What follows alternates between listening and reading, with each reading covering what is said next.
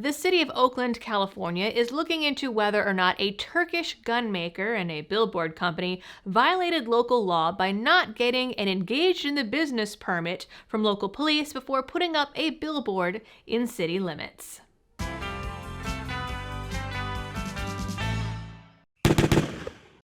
Hello everyone and welcome back to the channel. Recently, a Turkish gun maker named Canik, which I personally have never heard of, but I kind of live under a rock, so that doesn't mean much.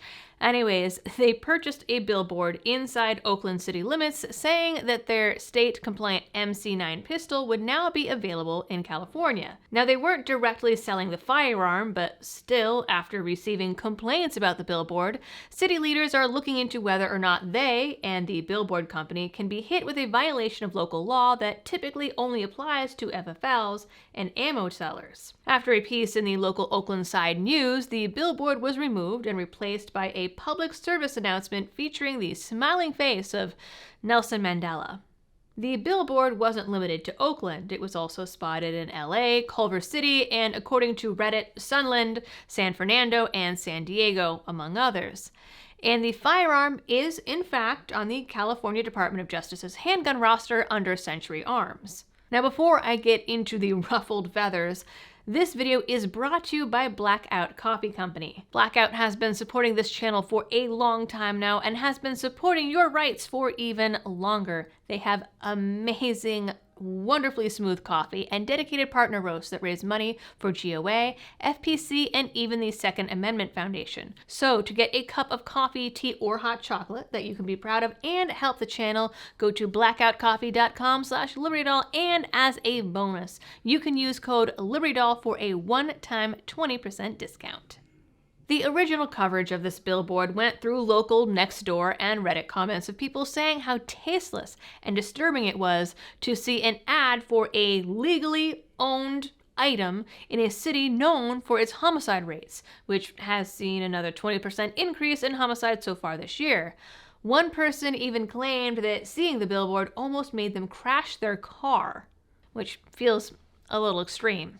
The biggest complaint is that Oakland has restrictions on billboards for things advertising alcohol, tobacco, and porn. So Oakland side took it upon themselves to go and ask the city's public information officer, Jean Walsh, why the billboard was allowed.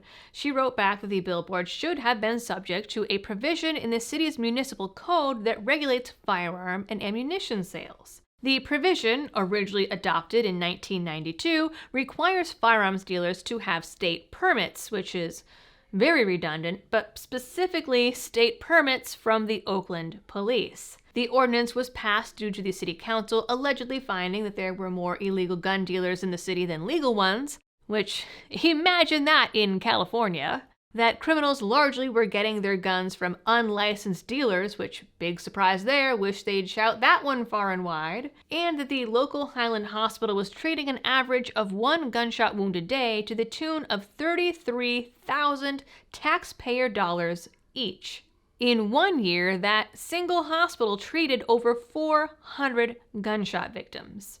The ordinance requires anyone engaged in the business of selling guns or ammo. I just cannot say that without sounding like the SpongeBob meme because it's so ridiculous. But anyways, if they're engaged in the business of selling guns or ammo or even advertising them in city limits, they need to get a permit from the Oakland Police Department. And yes, I said for even advertisements. And while Canik and the billboard company were not actually selling firearms in any sort of brick and mortar, just saying, hey, these exist now, people are arguing that both should have first applied for the nearly $900 permit for the billboard, which was only up for a few weeks. In addition, according to city law, both should have also purchased liability insurance, which is ridiculous, despite neither of the two companies actually selling anything.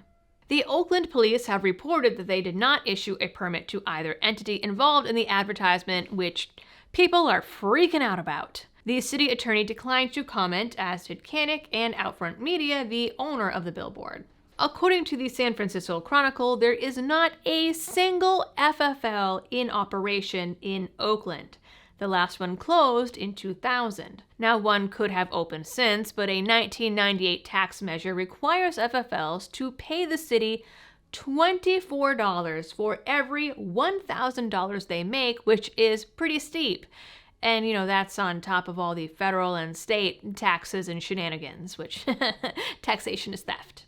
The city also has a whole host of local laws, including a 2013 resolution that requires the police to send personal letters to prospective gun buyers to make sure that they understand their responsibilities as gun owners, including always keeping the gun locked up and how, apparently if you own a gun, you're more likely to murder or suicide someone.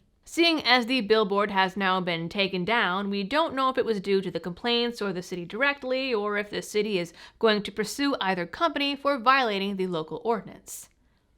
But either way, they and the residents and the local news are certainly going to complain about it.